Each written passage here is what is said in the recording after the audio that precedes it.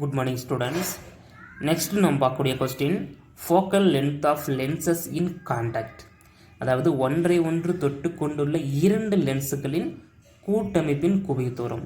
So two தின் lens நம்ம இங்கே எடுத்துக்கிறோம். இது லென்ஸ் 1, இது lens 2.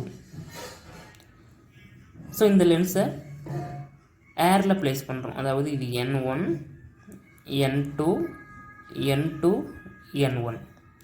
This is principal axis, அதாவது imaginary lines. ஸோ இந்த இடத்துல நம்ம ஒரு ஆப்ஜெக்ட் ப்ளேஸ் பண்ணுறோம். இந்த இடத்துல இருந்து 2 லைட் ரேஸ் பாஸ் ஆகுது. 1 லைட் ரே இந்த மாதிரி பிரின்சிபல் ஆக்சிஸ்லேயே பாஸ் ஆகுது. ஸோ அதனால் எந்த ஒரு டீவியேஷன் ஆகாது. ஏன்னா அந்த லென்ஸுக்கும் பிரின்சிபல் ஆக்சிஸுக்கும் உள்ள ஆங்கிள் 90 டிகிரி. அதனால் எந்த ஒரு டீவியேஷன் ஆகாது. லைட் ரே ஸ்ட்ரெயிட் லைனில் போகும். அடுத்து இன்னொரு லைட் ரே இந்த மாதிரி ஆங்கிளில் போகுது. ஃபஸ்ட் லென்ஸில் படுது. சரியா, ஃபஸ்ட் லென்ஸில் பட்டு இந்த மாதிரி பிரின்சிபல் ஆக்சிஸில் இந்த இடத்துல இமேஜாக விடுது. ஓகே, அப்போ ஃபஸ்ட் லென்ஸுக்கு ஆப்ஜெக்ட் இதுதான்.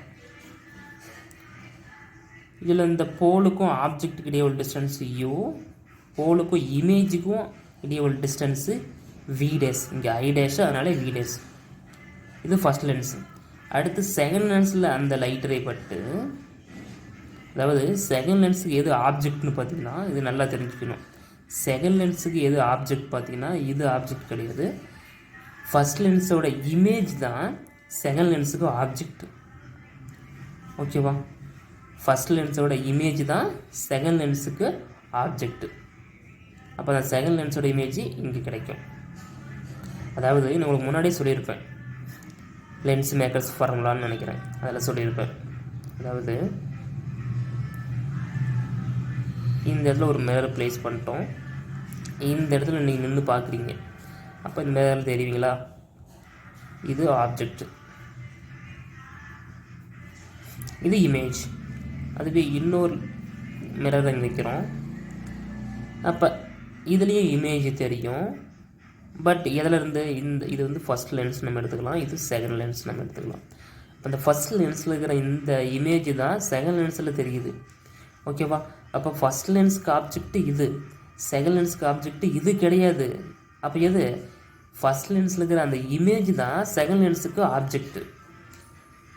ஓகேவா, இந்த ஃபஸ்ட் லென்ஸில் இருக்கிற இந்த இமேஜாகவும் செயல்படுது, ஆப்ஜெக்டாகவும் செயல்படுது. ரைட், இப்போ புரிஞ்சா? அப்போ செகண்ட் லென்ஸுக்கு ஆப்ஜெக்ட்டு ஐ டேஸ், இமேஜ் ஐ. ஓகே, பாருங்கள். For the lens 1, the object distance PO is U and image distance PI dash is V dash. PI dash is V dash. For the lens 2 பார்க்குறோம். lens 2 பார்க்கும்போது the object distance PI dash, அதாவது PI dash இது object distance lens 2க்கு is, அதனோட distance PI dash, அதனோட distance V dash. And image distance PI is V, அதாவது image distance PI, அதனோட distance V. ஓகேவா, அண்டர்ஸ்டாண்ட்? அதாவது லென்ஸ் 2ஓட ஆப்ஜெக்ட் டிஸ்டன்ஸு PI டேஸ், ஏன்னா லென்ஸ் 2ஓட ஆப்ஜெக்ட்டு இதுதான். ஓகேவா, ஃபஸ்ட் லென்ஸோட இமேஜ் தான் செகண்ட் லென்ஸுக்கு ஆப்ஜெக்ட்டு. அதனால் அதனோட image distance PI is V, object distance PI dash is V dash. ஓகேவா, using lens equation 1/V minus 1/U equal to 1/F.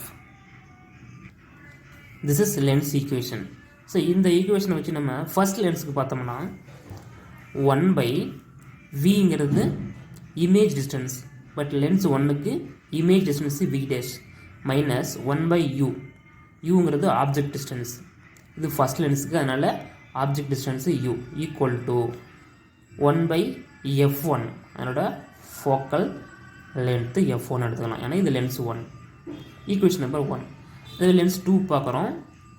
1/V, this is image distance, lens 2ஓட இமேஜ் டிஸ்டன்ஸ் 1/V மைனஸ் இதை வச்சு நான் போட்டிருக்கோம், lens equation வச்சு நான் போட்டிருக்கோம், minus 1/V dash. இப்போ V daஷ்ங்கிறது செகண்ட் லென்ஸுக்கு அதனோட ஆப்ஜெக்ட் டிஸ்டன்ஸ்.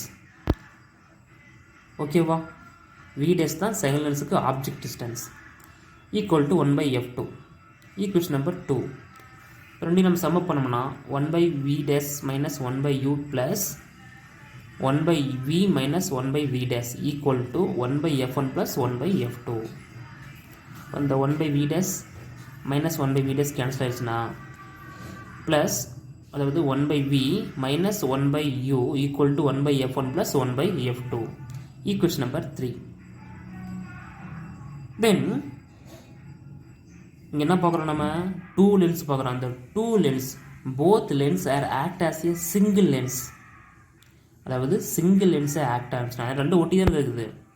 ரெண்டும் இந்த 2 லென்ஸும் சிங்கிள் லென்ஸாக ஆக்ட் ஆச்சுன்னா அதோட இமேஜ் ஐயா தான் கிடைக்கும். ஓகேவா, ஒரே ஒரு இமேஜ் தான் கிடைக்கும். ஏன்னா இந்த 2 லென்ஸும் சிங்கிள் லென்ஸாக ஆக்ட் ஆனால் இமேஜ் ஒரே ஒரு இமேஜ் தான் கிடைக்கும். அப்போ அதோட ஃபோக்கல் பாயிண்ட்டு ஒன்று தான். ஓகேவா, இங்கே தனித்தனி லென்ஸ் இருக்கிறதுனால நம்ம 1/f1 1/f2 போட்டிருக்கோம். பட் இந்த மாதிரி போத் லென்ஸர் சிங்கிள் லென்ஸை ஆக்ட் ஆனால் இமேஜ் எப்படி கிடைக்கும், ஒரே ஒரு இமேஜ் தான் கிடைக்கும். இப்போ அதோட ஃபோக்கல் லென்த்து எஃப் தான். இப்போ 1/v minus 1/u equal to 1/f. ஓகேவா, ஈக்குவேஷன் நம்பர் 4 இது புரிஞ்சா, அதாவது அந்த 2 லென்ஸும் சிங்கிள் லென்ஸை ஆக்ட் ஆனால் இமேஜ் ஒன்று தான் கிடைக்கும். அப்போ ஃபோக்கல் லென்த்து ஒன்று தான் கிடைக்கும். ஓகேவா, அதான் 1/f. Equation number 4. இப்போ ஈக்குவேஷன் நம்பர் 3 and 4 கம்பேர் பண்ணும்போது, அதாவது இந்த 1/f1 plus 1/f2 equal to இந்த 1/v minus 1/u இருக்குல்ல, இதுக்கு என்ன போகலாம் நம்ம 1/f போடலாமா. 1/f equal to 1/f1 plus 1/f2ன்னு போடலாம். Equation number 5. The above equation can be extended for any number of lenses in contact. இது 2 லென்ஸ் நம்ம பார்த்துருக்கோம். இப்போ 1/f, அதாவது 1/f1 plus 1/f2 இது ரெண்டு சேர்ந்தது தான் 1 லென்ஸ், ஃபோக்கல் லென்த் f. ஓகேவா, இந்த 2 லென்ஸும் சிங்கிள் லென்ஸை ஆக்ட் ஆனால் கிடைக்கிற அந்த ஃபோக்கல் லென்த் 1/f. ரைட். அதுவே நம்பர் ஆஃப் லென்ஸ் இந்த மாதிரி இங்கே 2 லென்ஸ் பார்த்துருக்குமா, 1 2 இந்த மாதிரி நம்பர் ஆஃப் லென்ஸ் வரிசையை நம்ம எடுத்துகிட்டு போனோம்னா அதோட ஃபோக்கல் லென்த் எப்படி இருக்கும், 1/f equal to 1/f1 plus 1/f2 plus 1/f3 plus 1/f4. அது மாதிரி நம்பர் ஆஃப் டைம்ஸ் போயிட்டே இருக்கும். லென்ஸை பொறுத்து என்னோட focal length f1 f2 f3 அப்படி இருக்கும். ஓகேவா, அப்போ நமக்கு தெரியும் 1/f என்னது, பவர். 1/fக்கு power which is equal to 1/f1 power 1 plus power 2 plus power 3 plus power 4. அந்த மாதிரி இதுவும் நம்பர் ஆஃப் டைம்ஸு போயிட்டுருக்கும். இது ஈக்குவேஷன் நம்பர் 6, இது ஈக்குவேஷன் நம்பர் 7. ஓகேவா, ஸோ இந்த பவர்ஸ் எல்லாத்தையும் நம்ம சம் பண்ணோம்னா டோட்டல் பவர் நமக்கு கிடைக்கும். ரைட். தென் ஒரு சிங்கிள் லென்ஸோட பவர்ஸ் பார்த்தீங்கன்னா கன்வர்ஜிங் லென்ஸுக்கு பாசிட்டிவாக இருக்கும், டைவர்ஜிங் லென்ஸுக்கு நெகட்டிவாக இருக்கும். நம்ம முன்னாடி தான் பார்த்துருப்போம். ஓகேவா, பட் இந்த மாதிரி லென்ஸின் காண்டாக்ட் 2 லென்ஸ் அந்த காண்டாக்ட் ரெண்டும் இந்த மாதிரி காண்டாக்டாக இருக்கும்போது அதில் மேக்னிஃபிகேஷன், அதோட இமேஜோட மேக்னிஃபிகேஷன் கிளாரிட்டி கிடைக்கும் நமக்கு. சரியா, அக்யூரேட்டாக அண்ட் கிளாரிட்டியாக கிடைக்கும். ரைட். அண்ட் அந்த magnification m1 into m2 into m3 இந்த மாதிரி ப்ராடக்ட் ஆஃப் மேக்னிஃபிகேஷன் எதுக்கு ஈக்குவலாக இருக்குன்னா விச் இஸ் ஈக்குவல் டு மேக்னிஃபிகேஷனுக்கு ஈக்குவலாக இருக்குது. அதாவது இந்த power p1 p2 p3 போட்டோம்ல, so அந்த மாதிரி magnification m1 into m2 into m3 இந்த மாதிரி ப்ராடக்ட். இது சம் ஆஃப்ல இருக்குது, இது ப்ராடக்ட். ஓகேவா, இதெல்லாத்தையும் இன்ட்டு பண்ணி கிடைக்கிற அந்த மேக்னிஃபிகேஷன் தான் m.